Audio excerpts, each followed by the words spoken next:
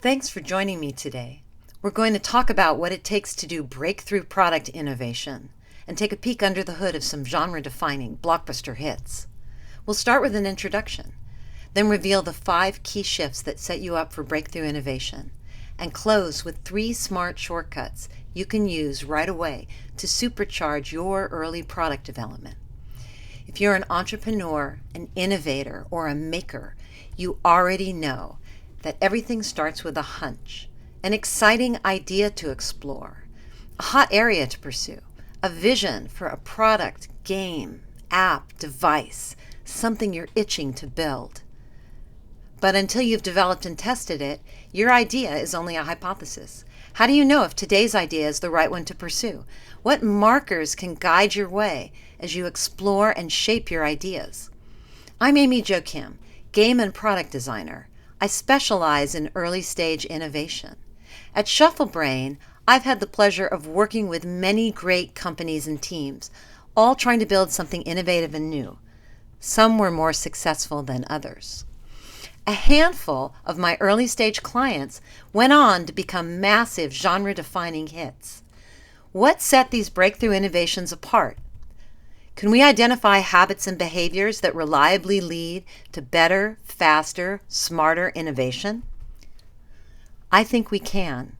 And today I'm going to share with you 5 key shifts in focus and outlook that drive the behavior of teams who create successful breakthrough innovations. The first shift is foundational. Think like a scientist. Successful innovations start with small iterative experiments designed to answer important questions. This is consistent with a lean startup approach, where the path to success involves moving quickly through the build, measure, learn cycle. The most striking pattern shared by all breakthrough innovations I've worked on was the ability to ask hard, important questions up front and seek the answers experimentally. The team behind The Sims, led by Will Wright and Chris Trottier, spent years experimenting with different approaches to building a virtual dollhouse, finally settling on a design that became the highest-grossing PC franchise of all time. The early team at eBay, led by Pierre Omidyar, Mike Wilson, and Mary Lou Song, experimented with a variety of social systems for building trust among buyers and sellers. This was at a time when online shopping was a niche activity. The Rock Band team faced a daunting challenge. Could non-musicians playing plastic instruments make music together and feel like a band? Answering that question was fundamental. Without a resounding yes, nothing else mattered. The Covet fashion team had created several mobile fashion games and then hit a wall. To create a breakthrough hit, they needed to reach a broader audience of fashion-loving young women. Using a disciplined experimental approach, the team iterated their way into CrowdStar's biggest success to date. The second shift characterizes how successful innovations get started by focusing on and delighting a small, passionate group of early adopters. They don't always look like Segway riding rock stars. Your job is to recognize the right early adopters for your project. Have you ever heard of Crossing the Chasm by Jeffrey Moore? This influential book talked about the difficulty of marketing innovative products to a mass market and opened people's eyes to the key differences between early adopters and early majority. Moore's book was based on work done 3 decades earlier by Everett Rogers called the Innovation Diffusion Theory. This is a data-driven model of how new products inevitably spread through existing communities. The punchline is that if you want to innovate successfully, you need to find and delight your early adopters, the people that will put up with cost, inconvenience, and ridicule because they're looking for the thing that you're offering. Your early adopters can add value in so many ways. Pierre Omidyar, the founder of eBay, was the original support rep for the service, and during a support interaction, an early user came up with the idea for eBay's reputation system. Will Wright, the genius game designer behind The Sims, cultivated relationships with an active, highly creative group of superfans who provided a rich and ongoing source of ideas, user testing, and content creation long before the game ever shipped. The Rock Band team knew that social dynamics would make or break their ambitious multiplayer music game, so we focused on understanding the needs and habits of avid social gamers and non-musicians, which helped them create the massive crossover hit. The third shift is about process and attitude. Successful innovators are tinkerers. They're experimenters. They don't fall in love with an idea. Instead, they test and refine many ideas and include their customers in that feedback loop right from the start. If you embrace lean methods and want to set your team up for success, one of the most powerful things to do is create a culture of quick, iterative, high-learning play testing within your team and organization. Testing should start before you've designed or built a thing. Early in the Rock Band project, we interviewed dozens of casual gamers and gained early insights that helped shape the game. The Covet fashion team was blessed with a savvy in-house researcher who set up weekly interviews with fashionable young women right from the start. These weekly sessions shaped the game and then morphed into user testing once we had a playable prototype. The Sims developed an iterative playtesting culture early among the team and grew those tests to include the enthusiastic, content-creating fan community. This brings us to the fourth shift, focusing on testing and tuning the most important part of your customer experience, your core loop. This is a gaming concept that describes the interlocking activities, progress markers, and rewards that a player experiences during a gaming session. As game designer Dan Cook says, skill building and learning are an essential part of what makes gaming fun. When you're validating your product ideas, be careful not to fall into the trap of testing your marketing message and thinking you validated your core experience.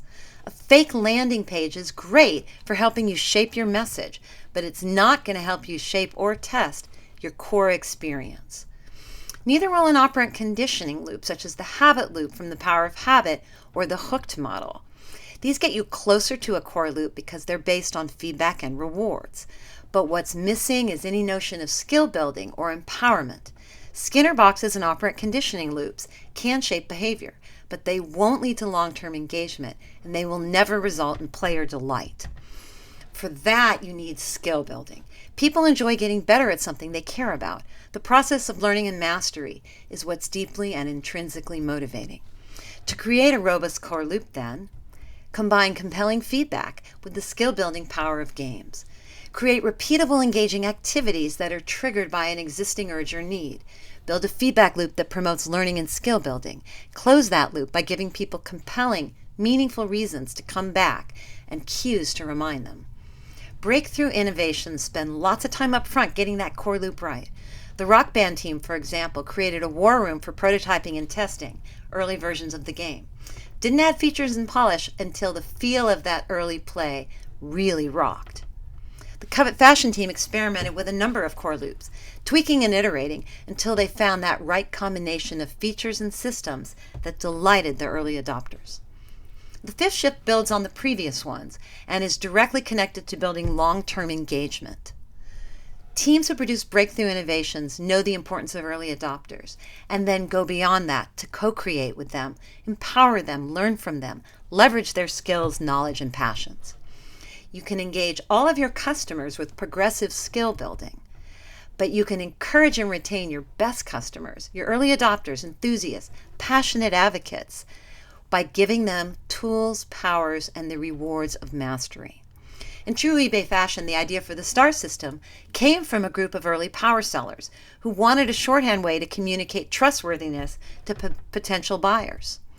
The Sims team leveraged their community. They gave them powerful customization tools early and then watched and listened and learned from their experiments and questions. For Rock Band, they built mastery systems around the rock and roll fantasies of social gamers and non-musicians, something they absorbed through the interviews and early testing. And the Covet fashion team created from the ground up a game that had rating systems to naturally bubble up true fashion expertise among the players. So there you have it, 5 key shifts that lead you to breakthrough innovation. To maximize your chances of success, try making these shifts with your team and see what happens. Now let's switch gears and take a quick look at 3 smart shortcuts you can use today to turbocharge your customer discovery process. We'll bring these to life with a deep dive into the early design process behind the hit Covet fashion game from CrowdStar. The first shortcut is the MVP Canvas, a one-page document similar to the business model canvas, but highly targeted to the needs of early product development. The MVP Canvas helps you think like a scientist by giving you a clear-cut way to generate hypotheses and assumptions. First, you clarify your product strategy by forming hypotheses around your early customers, their unmet needs, your solution, and the value prop it offers. You identify your team's strengths, values, and passions, and the early metrics you'll use to measure success. You then list and prioritize your most important and highest risk assumptions. That's what you're going to focus your prototyping and testing efforts around. The second shortcut is a speed interview. Great technique for getting early product insights and excellent early adopter testing subjects. Speed interviews help you identify and leverage your early adopters through rapid pattern recognition. You conduct 10 to 15 quick 5 to 10 minute interviews with potential early adopters that you've screened. And then you ask just a few revealing questions, carefully chosen to surface their needs, habits, and ideas. You can speed things up by using interviewer note-taker pairs for better and faster product pattern recognition. And once the interviews are complete, you identify 5 to 7 enthusiastic early adopters to test your product on. The third shortcut is habit stories, a variation on job stories or jobs to be done. Habit stories help you harvest the most actionable product insights from your interviews and testing sessions. A habit story is a special type of job story, one that's built around a customer's existing habits and an unmet need. If you're looking for shortcuts to customer engagement, try piggybacking your product experience on an existing habit and make sure you're solving a problem or unmet need that goes with that habit. Now let's look at how Covet Fashion used these techniques, the Canvas, speed interviews, and habit stories to supercharge their early product development. CrowdStar saw an opportunity to expand the fashion gaming market by integrating with real-world fashion brands.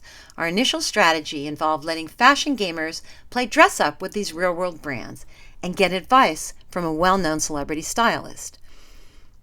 We wanted to build a free-to-play co-op mobile game tied to fashion trends and real-world events. And we wanted to offer people a Vogue replacement, something beautiful to look through that would keep you up to date on fashion trends. Our unfair advantages were an extensive free-to-play experience and an addressable audience for testing and marketing. Our early metrics were subjective responses we gathered from our testing sessions. Our key assumptions were that the basic premise of blending real-world fashion cycles with a free-to-play mobile game, would that work? Would it be appealing? We also wanted to understand the value add of a celebrity stylist. For the speed interviews for Covet Fashion, we spoke with young fashion-loving women, both gamers and non-gamers. We did phone screening with a paid testing as a follow-up for the very best interviews. We completed the first round in 2 weeks, which gave us useful customer insights to work with early on. From these early sessions, 3 key patterns emerged that corresponded to different types of gamers. The first is the browser. The fashion browser, someone who loves staying up to date on trends and immersing herself in the beautiful, aspirational world of Vogue.